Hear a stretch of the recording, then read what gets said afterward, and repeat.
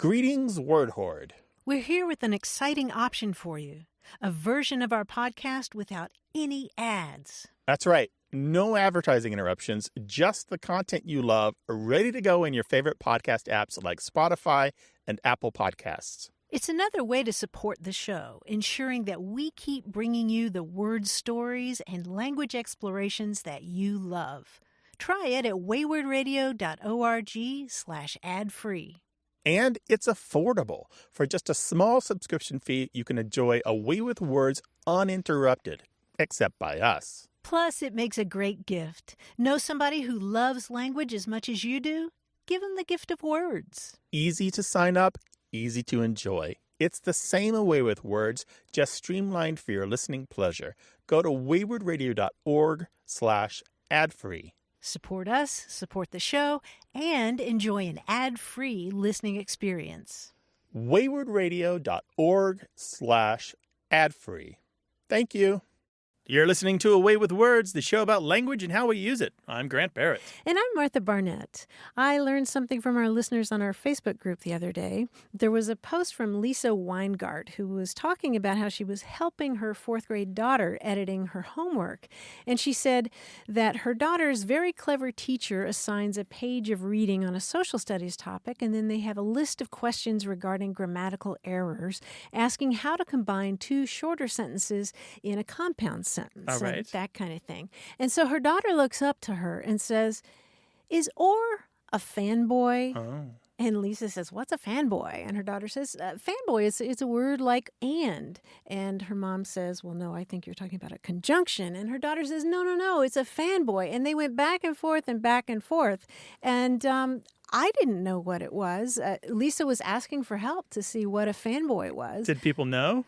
Well, I would say probably right now half of our listeners are shouting at the radio, "You don't know what a fanboy is?" And half of them are like me going, what is a fanboy when you're talking about grammar? Because, of course, you and I know a fanboy to be somebody who's really devoted to something, right? Yeah, die hard. No matter what, they're always loyal. Yeah, but it turns out that Lisa's daughter was learning in school that FANBOYS is an acronym for all the conjunctions in the English language, the 7 conjunctions: for, and, nor, but, or, yet, and so. FANBOYS. FANBOYS, right. Yeah, and so they were having this discussion, and her daughter was trying to explain it to her, and Lisa said that eventually her daughter ran to her room, grabbed some pom-poms, and did the fanboy cheer she learned in school. Would you like to hear it? Yes, I do want to hear it. FANBOYS are the glue between sentence 1 and sentence 2. You have to picture me with pom-poms. Sure, yeah. FANBOYS. Flirty skirt, the whole thing, yeah. Flirty skirt. But what was so funny was that I would say fully half of us on the Facebook group didn't know. I've never heard that Isn't that mnemonic crazy? device. No, I never have heard that mnemonic. But then all these other people were saying, of course, FANBOYS. Yeah. Different teaching cultures, Yeah. maybe, right? We Yeah. are a very large country. There are many ways to do this. We'd love for you to share your favorite mnemonic with us or tell us your stories about language. 877-929-9673 or send them an email to words@waywardradio.org. Hello, you have a way with words. Hi. Hello. Hello, who's this? My name is Robbie. I'm calling from Huntsville, Alabama. Hey, Robbie, welcome to the show. What can we help you with? Well, yeah, I was always curious about my mom, the sayings, and there was one in particular that she would always say whenever someone was being, particularly abrasive or mean-spirited or defiant or, stubborn. Mm-hmm. She would always say, "She's got her habits on." And I always thought, what does that mean? And I always thought it meant like a nun putting her garments on or putting her, clothing on. I did. That was my first thought. She's got her habits on. So I would think about a nun putting her habits on.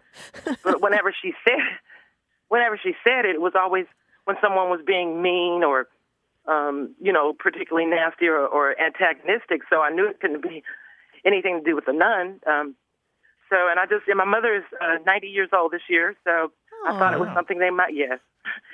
And I thought it might have been something that they used to say back in the day or, something. And I was just always curious, or did anyone else say it, or was it just a saying of hers, or was it a common saying. Yeah, your guess that it doesn't have anything to do with nuns is probably spot on. There's almost no chance it has a thing to do with nuns, even though the word habits is in there. It's just a different kind of habit. It's more about a thing that you always do, that kind of habit, not a thing that you wear. Okay. Really interesting thing is that it does tend to appear mainly from African-American speakers in this country, particularly in the American South, and it comes up in a ton of blues songs. Yeah, as far back as the 1930s. Lucille Bogan, who, by the way, has some very naughty lyrics if you Google her, but this is not naughty. She's got one line that's something like, "Bring me another 2-bit pint because I got my habits on. I'm going to wreck this joint." Yeah. And you said her name was Lucy what? Bogan, Bogan. Okay. And you'll find it in Langston Hughes. There's a story that he wrote in 1950 that he uses it. And Zora Neale Hurston uses it in some of her writing as well. And I can find older uses of it back to at least the 1898. I'm sure it's older than that, but sometimes it's hard to really get to the ultimate origin of something. But again, almost always African-American speakers. It is. Yeah, that is so great. That's so cool. It brought a smile to my face, the African-American heritage. Great tradition. Yeah, a community of people who have this shared language, even if they don't know that they share it, right? Yeah, it's very cool. Yeah, thank you so much for investigating that for me. I appreciate it. Thank you so much. Sure. You'll also find it in the lyrics of Bessie Smith, too. So if she's a blues fan, maybe Bessie was more popular than Lucille Bogan. So maybe that's more likely where she heard it at least once. Okay. She'll love to hear that because she used to say it all the time. So that's great. Oh, that's great. Well, thank you so much. That really brightened my day and brought a smile to my face. Thank you so much. Robbie, you did the same thing for us. Thank you so much for calling. Really appreciate it. Thank you. Take care Okay, now. take Bye-bye. care. Thank you. So habits. Habits, yeah. So you have your habits on. It means that you're angry or aggressive or aggro or something like that. Although occasionally you can modify to have your habits on. You might say there is a Bessie Smith lyric that is something like having her wanting habits on, meaning she has sexual desire. So you can kind of change it up a little bit. It's always like you're kind of reverting to your true self or the true character of you or like this basic, really simple part of you. Bring us your linguistic heirlooms, 877-929-9673, or send them in email to words@waywardradio.org.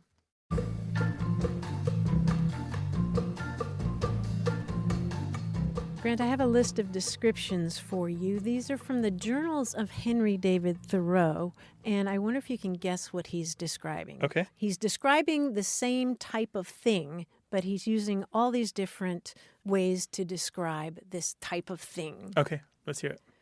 An old citizen of the town, an athlete that shows its well-developed muscles, a vast Corinthian column, a fair flaxen-haired sister with golden ringlets, a great green feather stuck in the ground, a harp upon which the wind makes music. These are all examples from his journals of some particular type of thing that he described. It's a tree. Yes. Is it a willow?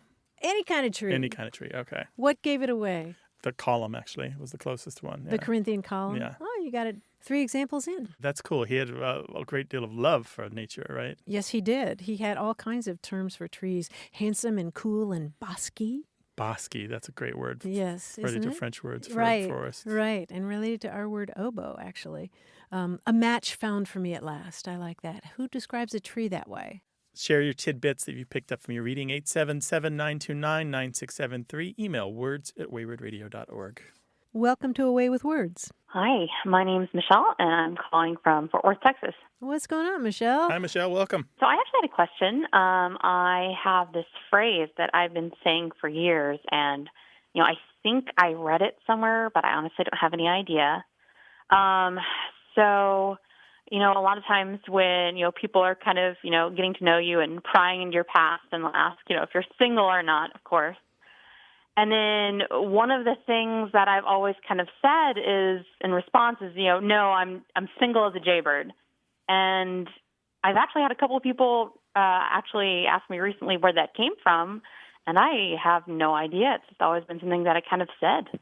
And so when you say single as a Jaybird, what do you mean exactly? I mean, is that more single than... Single? Single? Is it a particular kind of single? Are you really single digging by it? nature? I think single by nature and rather relaxed and comfortable about it, I think, is the Got vibe. it. Okay. Okay. And jaybird usually refers to the blue jay, which is not a flocking species, right? The jaybird isn't a species that tends to amass in large numbers and fly around together in these murmurations or anything like that, right? So they are singletons, so to speak. More interesting to me is what I think has happened here is that you have joined a fairly large number of people who have taken the old expression naked as a jaybird and just separated out the as a jaybird part and turned it into a form of emphasis or kind of a simile of emphasis. We used to have this expression in English, naked as a robin. But somewhere along the way, it switched to naked as a jaybird, even though we don't typically call the birds jaybirds. And one theory is that bird used to just mean the chick, not actually the whole adult bird. And another part of that is possibly jays, I believe, are born featherless. And they're very, their skin is obviously showing. They don't have feathers. So if you're naked as a jaybird, you're this little pale pink thing. But in any case, so you can find now, if you look it up, you'll find people who put things like crazy as a jaybird, mean as a jaybird, sober as a jaybird, happy as a jaybird, antic as a jaybird, quite a few of these. And so that as a jaybird now is just mainly used for emphasis. And I think that sounds like what you're doing there. Do you use the term naked as a jaybird, Michelle? No, I actually have never heard that part. I probably just absorbed it from someone else at some point. Oh, really? That's interesting because naked as a jaybird is really common.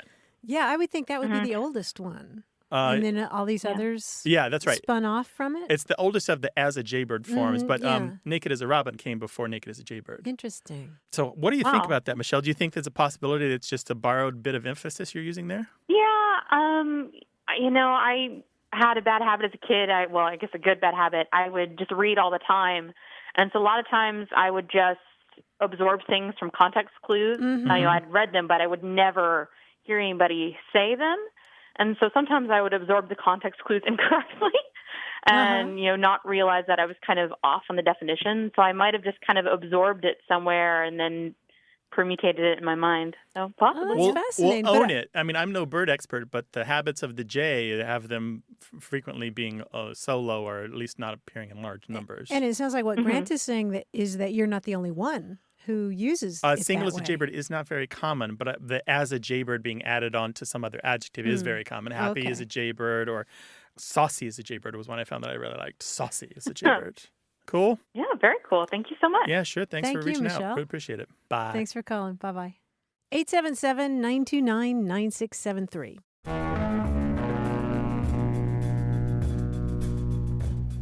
Since the 16th century, the word neophyte has meant a new convert to a religion. It comes from Greek and Latin roots that mean new and plant originally. And now a neophyte is somebody who's just new at something.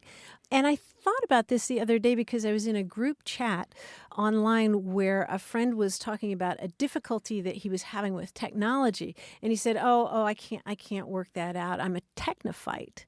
Oh. And I just thought that was funny, right? Because Does that work? Fight is a suffix to techno like that? Technically, it doesn't, but it did. I mean, we all understood exactly what he meant. Yeah, he meant a newbie. Yeah, but he said, I'm a technophyte, and it didn't catch any of us. We were all thinking, oh, well, he's having trouble with technology. It's a misunderstanding of that term, but I Googled it, and it sure seems like a lot of people are actually making that same mistake. Not a whole lot of people. But they took the wrong part of the word neophyte. Thank you. That's what I'm trying to say. Yeah. I'm a technophyte. So it sort of makes sense. They misborrowed. Yeah, a misunderstanding. But a technophyte, I do like that as a word for somebody who's having trouble with technology. 877-929-9673, words at waywardradio.org. Hey, we've got something special for those of you who love our show but could do without the ads. That's right. Imagine a way with words, the same engaging conversations, the same deep dives into language without advertising interruptions. We're talking about our ad-free podcast feed. It's sleek, clean, and it's just for our supporters. It's at waywardradio.org/ad-free. It's inexpensive, easy to sign up for, and works with all major podcast apps like Apple Podcasts and Spotify. It's an affordable way to support the show and get a seamless listening experience. And if you're feeling generous, why not give a subscription to another Away with Words fan? That's waywardradio.org/ad-free. Sign up today. Your support means the world. waywardradio.org/ad-free. Thank you. You're listening to Away with Words, the show about language and how we use it. I'm Martha Barnett. And I'm Grant Barrett, and on the line is our quiz guy, John Chinesky. Hi, John. Hi, Grant. Hi, Martha. Hey, John. What's up? Last Saturday, someone who listens to our Away with Words podcast came to my pub trivia at One Star in Manhattan, and one of our regular teams overheard him say to his friends, "He sounds so much younger on the radio." But it did make me think about age, A-G-E. For example, I was measuring the size of my office when I thought, how old do you have to be to study podiatry? That's because footage is basically foot and age. Oh, okay. Yeah. To make it interesting, I avoided words like leakage, which just means the amount of leak. So if you remove age, you'll get something hopefully unrelated. Each clue begins with a clue for the whole word and then a clue for the fake age, okay? Okay. Okay. I was overseeing the staff at a local restaurant when I thought, when is a boy considered to be an adult? Teenage. Teenage. No, that's not right. That's actually No. age. A restaurant.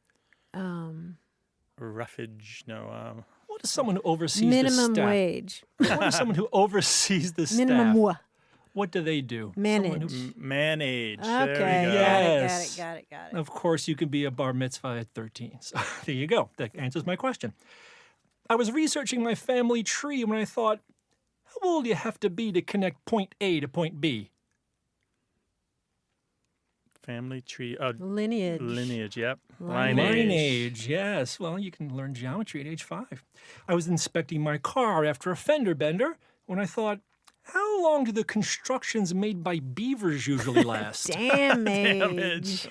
Damn Damage. age. You know how I like to come up with new words? Well, I was doing just that when I thought, how old do you have to be a numismatist? Coin age. That's the coin age, yeah. Any age is fine for that. I was taking care of my daughter's boo-boo when I thought, how long have the Rolling Stones been together? Band age. The band age. I was taking out the trash when I thought, how long will my new suit last? Garbage. That's my garbage, yeah. Similarly, I was riding in an equestrian competition when I thought, how long should you keep an evening gown? Dress age. The dress age, yes. Dressage. I was ransacking a village on World of Warcraft when I thought, should I throw out my old Dramamine? That's not Oh, village. I was going to it's, say rampage, but No. my Throw whole us. Dramamine. ransacking a pill village. age. Pill age. Yes, Nice. the pill age. I was decorating my hat with brilliant feathers when I thought, are those prunes in my fridge still good? Plume age. Plum age. age. Plum age. Yes. Oh, well, we have to do this one. I was cleaning out my septic tank when I thought, is my son old enough to replace a lost button on his coat? So age. So age, yes. Sewage. Teach him that very, very soon. I was getting a back rub at the mall when I thought, how old was I when I held my first communion? Massage. Massage. Massage. Age, yes. I think it was 8, I think. I was delivering a singing telegram when I thought, how old do you have to be a cook in the Army? Delivery, Singing telegram. Yeah. Cook in the army. Age. Mess. Yes, there you the go. mess age. Very good. John, you have been an agent of hilarity here. Oh, thank you so much.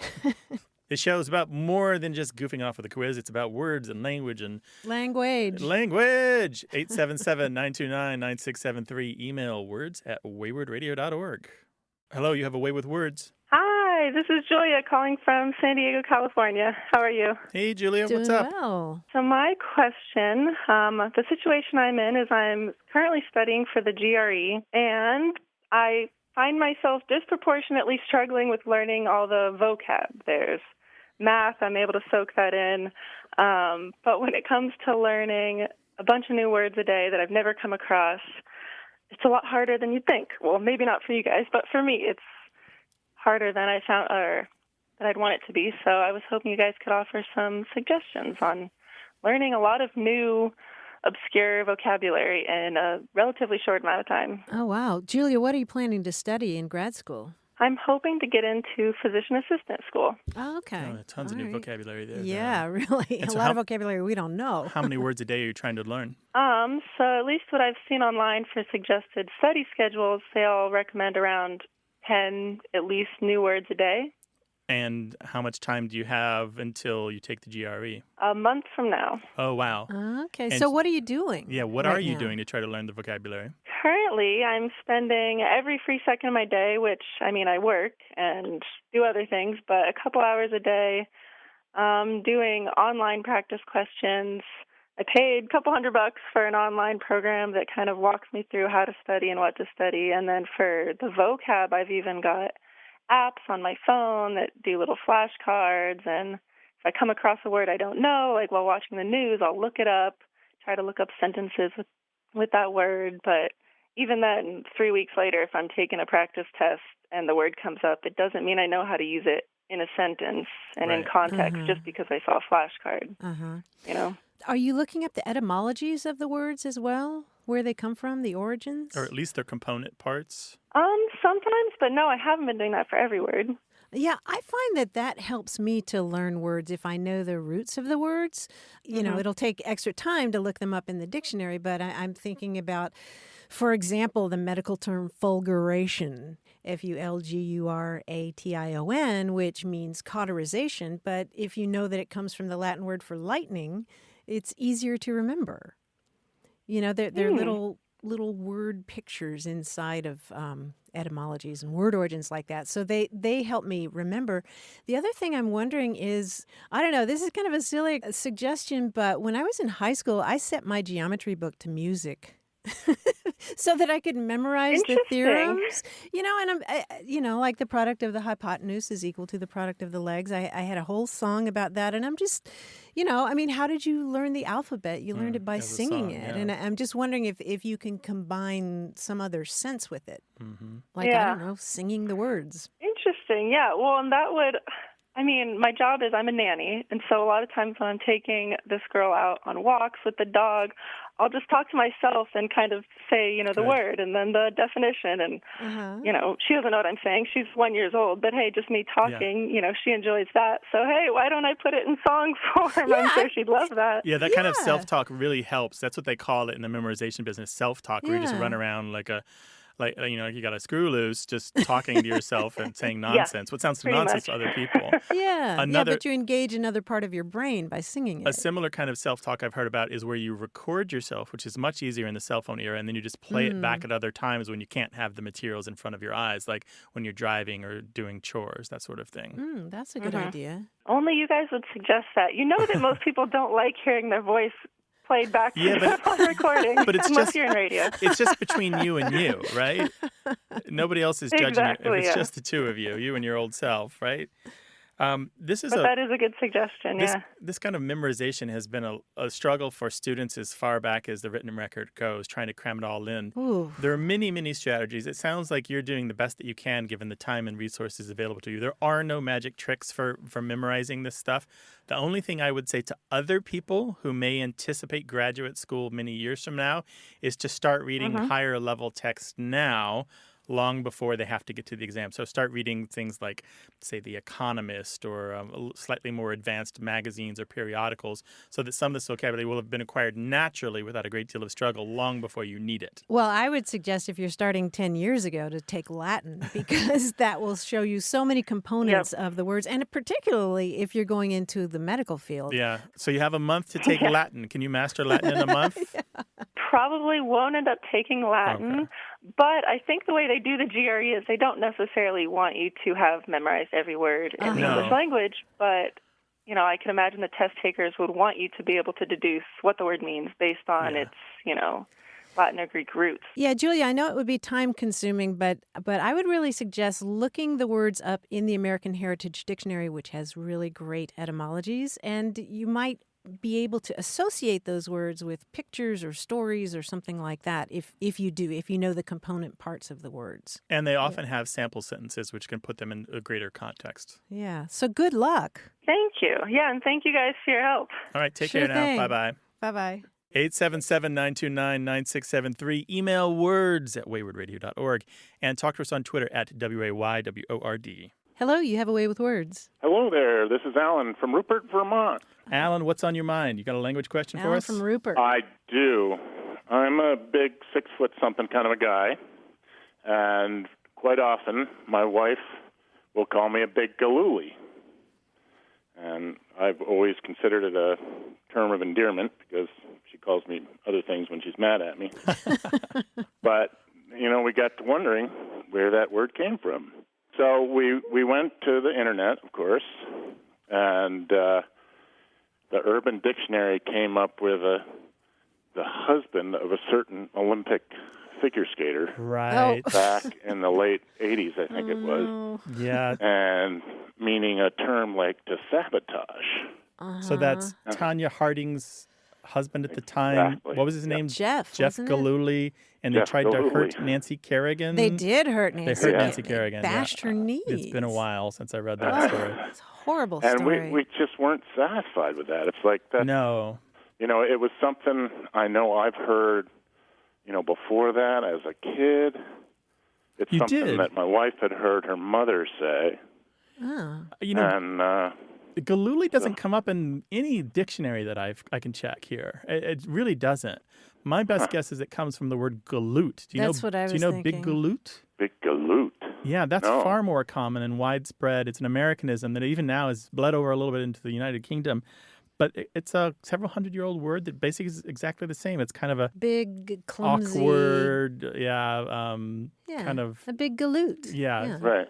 kind of I mean, that's the way I've shambling. always understood it. When she says it, usually I'm doing something goofy or It's about your size, right? It's about Yeah. your stature. And sometimes 6 foot about something. it's about kind of your behavior, right? That you're not nimble, and maybe it also reflects on your lack of nimbleness. I don't know.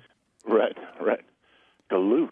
Yeah. And we don't know the origin of galoot. It's No, unknown. there's some theories on it. It's at least originally it meant a marine or a soldier, and it's possible it is some similar terms in Dutch and some other Germanic languages. Really? So it doesn't really have any goofy, clumsy. But I don't. It sort of sounds like I it. don't see big galooly anywhere. I see one use of it on the internet, and I wouldn't be surprised if it was your wife. But it's from like 2011. But it really is not out there at all. Galooly, and I tried 9 different spellings. So yeah. Yeah. Best I I can mean, do. we were having the same problem, but galoot. Yeah, you got to do that like minus Harding when you Right. search for the term. Yeah. Yeah, big galoot. Alan, though, the cool thing about this show is with hundreds of thousands of listeners, we've got a whole bunch of field workers who, if they've heard of it, they will tell us. Yes, there's a whole galoot contingent out there. Yeah, the Big, galoot and the shambling, galoolies. So uncouth. ring us Very up much. and let us know. Excellent. Great. and we'll let you know if we hear, all right? All right. Thank We'll you. Stay tuned. Take care. Bye-bye, Alan. Bye. Thanks, guys. Bye. Talk to us. It's a show about more than word origins. It's a show about all of language. Words at waywardradio.org or 877-929-9673.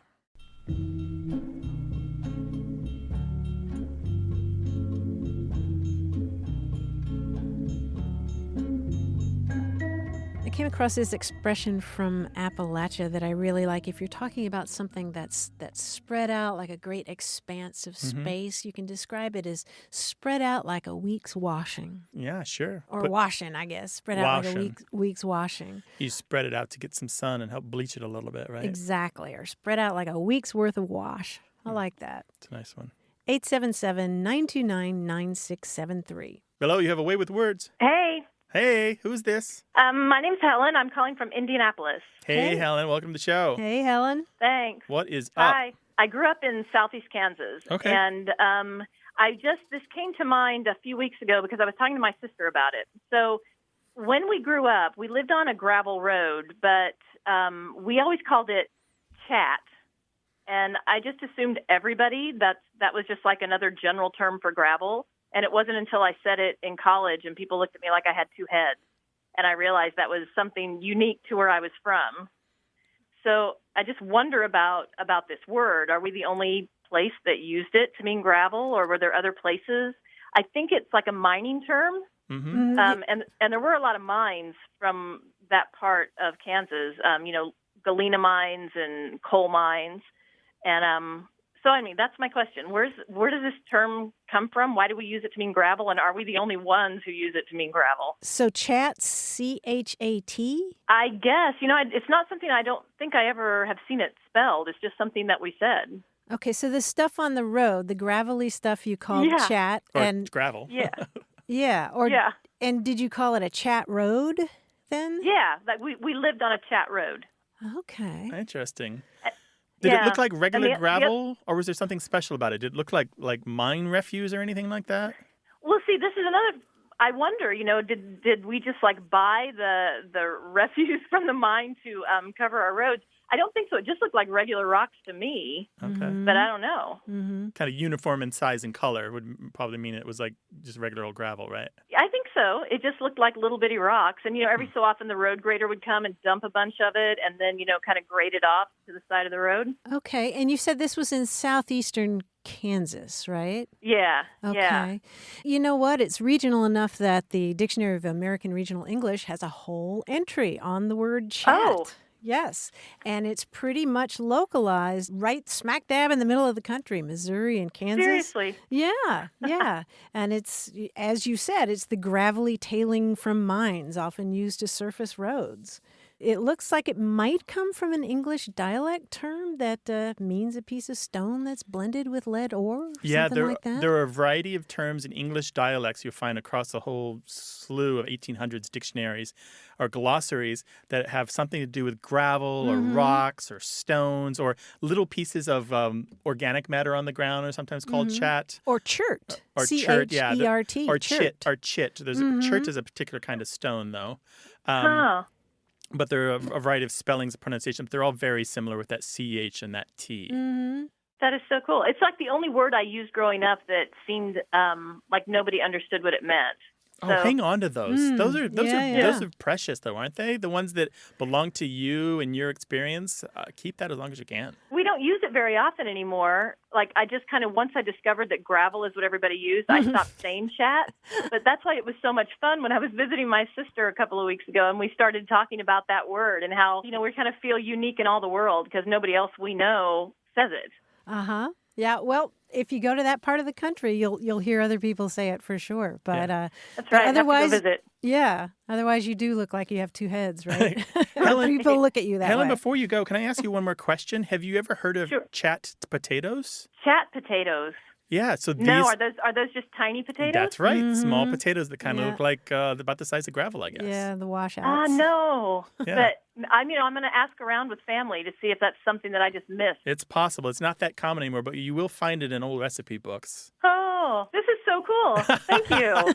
Helen, it's been a delight. If you come across anything else from either your new location or your old, give us a call, all right? Thanks so much. Our pleasure. All right. Take care now. Bye-bye. Bye-bye. Bye.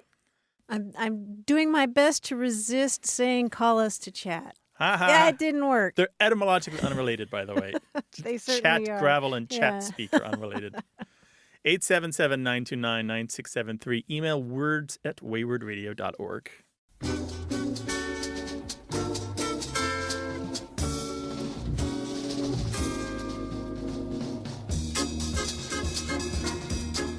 We were talking at the top of the show about mnemonic devices, and I love the German word for a mnemonic device. It's Eselsbrücke, which means a donkey bridge. And the idea apparently is that, according to folklore tradition, a donkey won't go across a creek unless it's got a bridge. I see. So they won't just ford a stream by going into the water. Right. Gotcha. Right. And so it's sort of a donkey bridge, literally, in German, is something that helps you remember something. Makes it easier, lays out the path for you. Lays out the path for you. Interesting. Exactly. 877-929-9673. Got a minute? We need your help. Head over to gum.fm/words and share your thoughts in our quick survey. Your feedback matters. It's the backbone of our show's success. Thanks for making our show even more successful. That's gum.fm/WORDS. Thank you. You're listening to Away with Words, the show about language and how we use it. I'm Martha Barnett. And I'm Grant Barrett. Every once in a while, I like to share on the show the books that my son is reading at home or the books that we're reading to him. And there's two that I had in mind today. One is Full of Beans by Jennifer Holm, and the other one is the graphic novel series, The Lumberjanes, or just Lumberjanes. Lumberjanes is really interesting. Do you know Lumberjanes? No, but it sounds like something I would have enjoyed as a kid. Flannel shirts and jeans out in the woods or something? Kind of the gender parallel to lumberjacks, right? Uh-huh. So it's these young women, I believe they're all kind of camp age because they're going to camp in the woods and they have these supernatural adventures and animals are involved and strange things happen and it's really funny and stuff. And my son loves these books. I think he owns all 7 of them now because he's read them again and again. And one of the things I like about them is they just throw out these names of famous women. And my son always like pops up out of his book and says, "Who's that?" I'm like, "Well, look it up." And so he's kind of getting this like secondary education on top of laughing at whatever gags are happening in the strip. Some of it's a little serious, but most of it's kind of goofball-y. Nice. Lumberjanes. And that's by Shannon Waters, Grace Ellis, Brooke Allen, and Noelle Stevenson. And then the other thing that he's reading, and he's now read this 3 times, is Full of Beans by Jennifer Holm. Full of Beans is about a boy named Beans, set in the 1930s in Key West during the Depression. This is when Key West is coming up and being developed as a tourist resort. And so there's all these notions of change. There's ideas of the Cuban influence there. Cuban food comes up and Cuban language comes up. And there's like a real historical kind of quantity to it where I actually feel like he's learning true history, at least from the period and the place, and not wholly invented history like a lot of maybe the more extraordinary or fantastical children's works do. And so he's learning like slang from the 30s. And he's learning a little bit about Cuban culture. He wants to eat the Cuban food now that he's had it described. And I really think this Full of Beans book is a book that anybody who's 10, which is how old my son is, can really enjoy and reread again and again and get a little more out of it each time.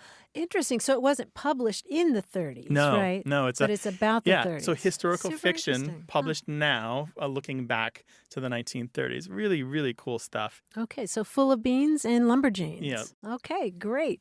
We talk about all aspects of language on this show, so give us a call about it. 877-929-9673 or send your stories about language to words@waywardradio.org. Hello, you have a way with words. Hi, this is Ron, calling you from Fort Rucker, Alabama. Okay. Fort Rucker? Fort Rucker with an R. Okay, gotcha. Tell us about Fort Rucker. Oh, it's the home of Army Aviation. Okay. Interesting. Okay. If you want to be a pilot and fly helicopters, this is where you come. And you fly? Are you part of that? No, actually, I'm a chaplain here, so I provide support to the soldiers and the instructors here. Oh, cool. Well, outstanding. What can we help you with? Well, I have a question, and it's a particular Army term, and the word is zonk. Z-O-N-K? Zonk? Z-O-N-K, yes. Okay, All right. How do you use that? Yeah, you got to tell us about that. So we start very early in the morning, of course, in the Army with physical training, and it's Monday through Friday. And so if you can imagine doing physical training Monday through Friday, and normally a zonk would happen on, say, Friday morning. And so it's dark and it's raining, and you're standing in formation waiting for reveille, and you salute the flag. Oftentimes it's the first sergeant who's the senior NCO at the front of the formation, and then he says zonk, and everybody takes off in a mad dash in different directions, some back to their cars, some back to the barracks, and the new soldiers don't know what's going on. And so if the first sergeant catches them, then they have to continue and conduct physical training. So all of their peers have taken off because they know what's up, but a couple poor souls, they get literally grabbed by the first sergeant and made to stay? Yes, because they don't know what's going on. If you could imagine, everybody running off a mad dash in different directions. That's outstanding. I've seen reference to this on some of the military discussion forums back to the 1970s, but it's a big fat origin unknown mostly. Although it's funny when you read the discussion forums, the old timers, the guys from like the Korean War, they're like, "What do you mean you didn't have to do PT? That's not right. That's not the Army I know." There's a couple of videos on YouTube of that, by the way, if people want to see exactly what a zonk looks like. Yeah. So it's a thing. It's a thing, yeah. Okay. Like the one I saw was like very dark, like some officer of some kind was standing up on a platform and talking in a microphone, just kind of blah, blah, blah. And then he just shouts zonk in his loudest voice. And you should see the crowd just like, they burst out. No formation. They're running in all directions. It's madness. Oh, wow. So it's sort of a kind of hazing for the people who aren't in the know, and it's a bonding experience for the other ones, right? Sure. Well, I guess it could be. Do they necessarily have to continue conducting physical training? Maybe not. Maybe the first sergeant gives them a break. I was kind of thinking that maybe it might be an acronym, because we have a lot of acronyms in the Army, but I really couldn't come up with something that starts with a Z. Yeah, Zero. It's probably not an acronym, but more than likely it comes from the word zonk. We know it mostly today is to zonk out, which just means to go heavily to sleep. But it's had a variety of meanings over the years since it first kind of came on the scene in the 1950s and 1960s to mean high on drugs or drunk on alcohol, da-da-da-da. But more than likely it just means that you get to go back to zonk yourself out. You go back to your barracks and catch a little more shut-eye. It's probably that. Oh, right. Probably really simple explanation like that. Great. Well, I sure appreciate it. Yeah, sure. Really appreciate it. You call us in again sometime, all right, with some more Army stuff. I'd love to hear it. Yeah, we love this stuff, Ron. Yeah, I'll let you know. There's all kind of stuff. All right, take care now. Yeah, you too. Thank you. Okay, Bye-bye. thanks, Ron. Bye-bye. Bye. Yeah, bye now. We want to hear your stories from the military. Call us 877-929-9673 or send those language stories to words@waywardradio.org.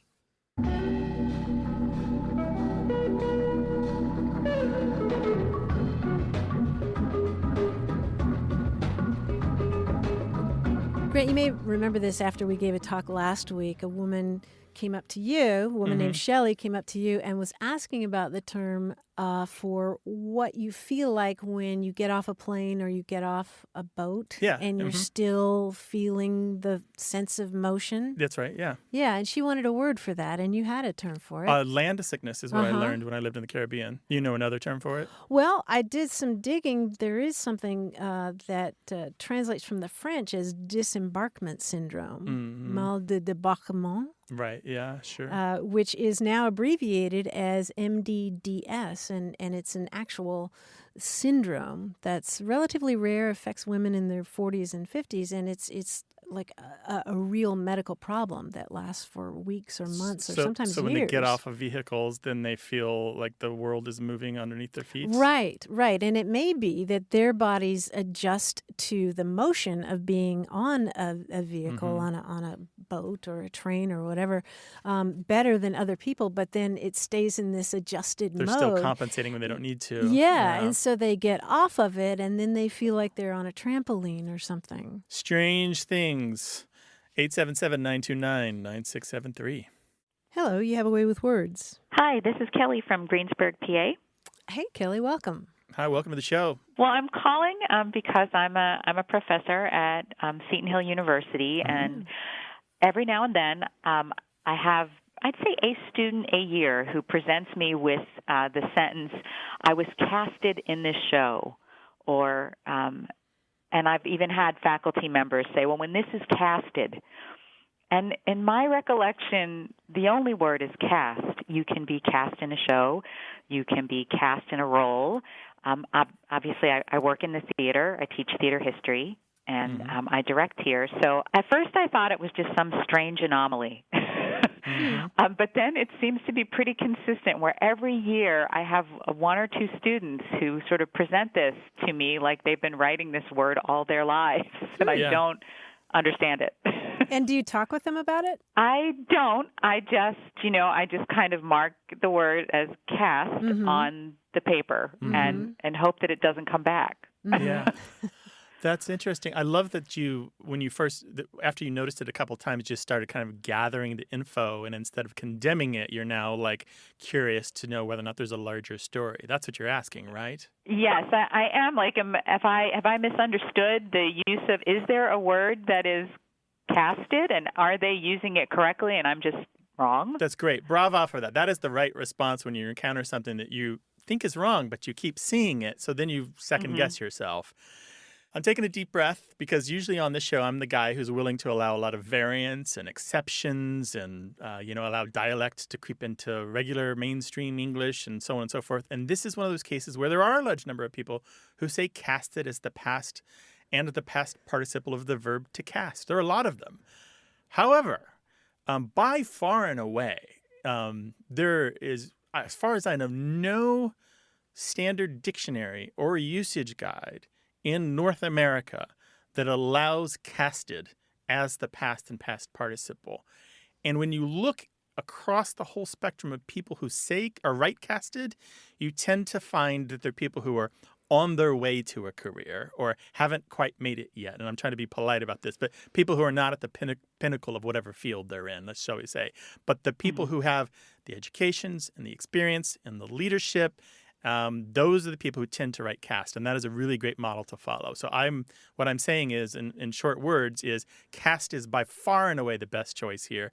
Casted has existed as an option for hundreds of years, but it's not the good choice because you're going to run up against resistance if you use it. Yeah, you're going to run up against people like me who think it just sounds weird. It's the same thing as, we broadcast the answer yesterday. Yeah. But it's kind of compounded by the weirdness of English, where you do have some words that are similar, like forecasted. Forecasted is a permitted word for the past and past participle of to forecast. We have podcast, for example. Podcast, the past and the past participle are podcasted and not podcast as past participle. So we have some examples of similar words that sow even more confusion in this. But you should say, I cast him in the role and he was excellent, not I casted him in the role and he was excellent. Okay, that's a big. And now that you point out the distinction between professional and academic, I will say that I never ever encountered casted when I worked in the professional theater. I never saw anybody use that in writing. Yeah. And so when I came across it in a school setting, all right, I thought, what's happening? What's happening? Have I missed something? Well, you're kind of in one of the shall we call this the recovery rooms of people who've learned something incorrectly. Like they are still on their way to the ultimate perfect knowledge that they will surely achieve by the time they die, right? They're learning from you, and you're one of the people who's teaching them. So you have a great opportunity to intercept these people so they can go on to become the people who use cast and not casted. I will do so. Yeah, so keep marking those papers. Yeah, I would keep marking it. Again, casted is informally. I mean, I would never accost somebody if they just sent an informal email to me that said casted. But if I were editing a text that was going to be published or presented to the world, I would definitely use cast as the past and the past participle of to cast. Okay, great. Sure. Thank you so very much. Our pleasure. Thanks for calling, Kelly. Really appreciate it. Okay, bye-bye. Take care. 877-929-9673. Email words@waywardradio.org and talk to us on Twitter at WAYWORD. Hello, you have a way with words. Hi, this is Robin Connor. Where are you calling us from, Robin? I'm calling from Bonifay, Florida. I have a question about a phrase that I used to hear my mother say. Basically, it was when she was doing something that was pretty obvious about, what she was doing. And if someone says, well, what are you doing? And she would say something like, well, I'm stacking greased BBs with boxing gloves on. Stacking greased BBs with boxing gloves on. Did I get that right? Exactly. So BBs, that is in the metal pellets or balls that you put in an air gun. Right. Okay. That's right. And they're greased and you're doing it with boxing gloves on. Which means it's hard to do. Right. Exactly. Yeah, I've heard shorter variants of this where someone will just say, oh, that's as easy to do as stacking greased BBs.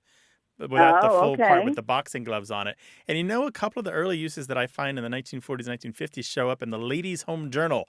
I don't know why. Is that right? Yeah, I don't know why they're there. It's probably older than that, though. Oh, okay. It reminds me of, there's a whole variety of expressions, smart remarks that you give people. Oh, yeah, particularly parents. Yeah, parents will give interrupted. children. Yeah, when children are saying, right. What are you doing? Yeah. We've talked about a few of them on the show. Layovers for meddlers and what's the cat's fur to make kitten breeches. There's a few others. Sew buttons on ice cream. Yep. Making a right. whim wham for a goose's whimmy diddle, something like that, yeah. So this Now, is that's one I haven't heard. So this is a long tradition of parents basically saying, buzz off in a funny way. They'll give the child something to think about for a while. Right. Yeah, that's interesting. That's funny. Was she laughing when she said it? Oh, of course. Uh-huh. Yeah. Okay. It's like, is it not obvious what I'm doing? Yeah, right. So, yeah, I've seen it as stacking greasy or stacking greased BBs. And sometimes Greased BBs. sometimes with the boxing gloves, sometimes no mention of the boxing gloves. I love it. You could just Right. continue elaborating. I'm Yeah. stacking grease BBs with boxing gloves on a trampoline While in a blindfolded, hurricane. in the dark. While herding armadillos. While herding armadillos. On leap exactly. day. Robin, thank you so much for sharing this memory with us. Oh, you're welcome. Appreciate it. Take care now. Okay, thank you. Bye-bye. All right, bye-bye. Bye. I just know when we talk about these goofy expressions on the show that there are families out there who have their own. Yes. And they're holding back. And my request is that you call us with these things. Don't hold back. Yeah, what is that thing that you or your parents would say to somebody who asks an impertinent question like, "What you doing?" We want to know. 877-929-9673 or email words@waywardradio.org.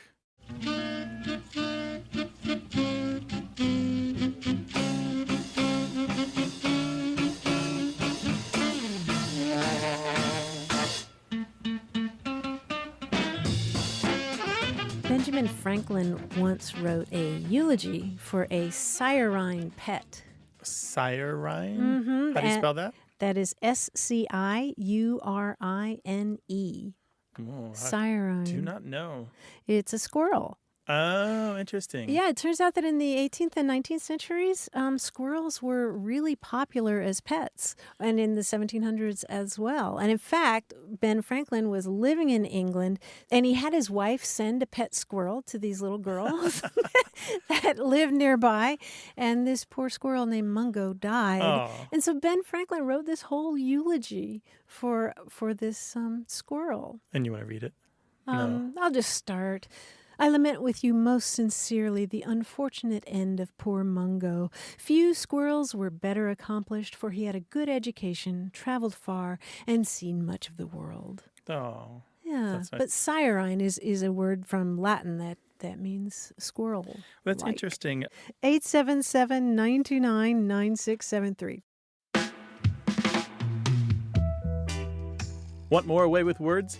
Listen to years of past episodes at waywardradio.org or find the show in any podcast app or on iTunes. Our toll-free line is always open, so leave us a message at 877-929-9673 and we'll take a listen. We love to get your messages at words@waywardradio.org or hit us up on Twitter at WAYWORD and look for us on Facebook. This program would not be possible without you. Grant and I are out to change the way we listen and think about language, and you're making it happen. Thanks also to senior producer Stephanie Levine, director and editor Tim Felton, director Colin Tedeschi, and production assistant Emma Kelman in San Diego. In New York, we thank quiz guy John Chinesky and that master of keeping it real, Paul Ruist at Argo Studios. Away with Words is an independent production of Wayward Inc. From the Recording Arts Center at Studio West in San Diego, I'm Martha Barnett. And I'm Grant Barrett. So long. Bye-bye.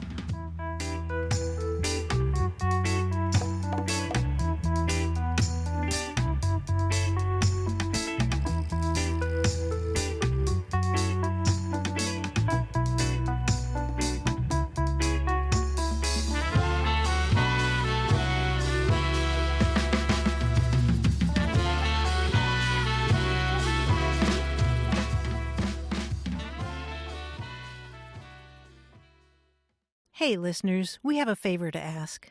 We'd love for you to fill out our listener survey at gum.fm/words. Your feedback is crucial. It's quick, and it helps us make our show even better. It shapes our show, helps us plan, and ensures we're bringing you the content you love. That's gum.fm/WORDS.